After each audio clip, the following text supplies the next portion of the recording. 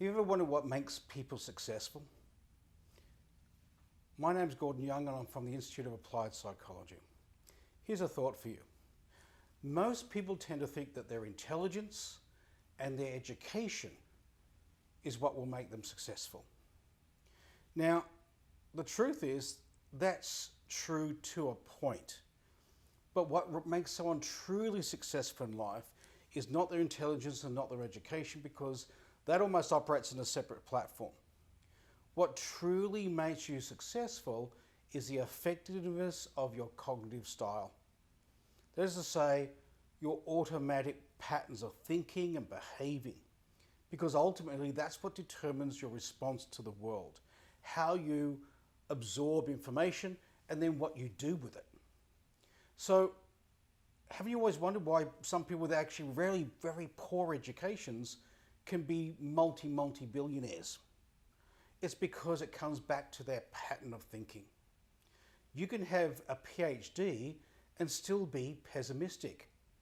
Now, when you think about it, what does a pessimist do? A pessimist will tend to project into the future and see things going poorly or negatively. When you think about that, that's not actually very smart. If you're always assuming knowledge, you're always assuming that you know what's going to go wrong, then that really has nothing to do with the external world, because ultimately, the moment you go into the future, you're making things up. That is not scientific, it's not rational, it's not terribly effective. But you can have a PhD, you can have 2 PhDs and still run that pattern. Why? Because your intelligence runs on one platform and your emotion runs on another. And ultimately, until your emotional life starts to match your intelligence, there's a limit to where you're going to go in life. So where would you learn this? Well, it's important that you, as an adult, get an opportunity to review all of your conditioning. Because if you don't run your mind, it will run you. And when I say your mind, I mean all the conditioned responses that you have. So if you're anything like me, and you didn't grow up in a world or a family that was ideal in the way it responded to the world, as an adult, you get the opportunity to go and explore your own way of doing something, to explore how the most successful people on the planet have learned how to do it.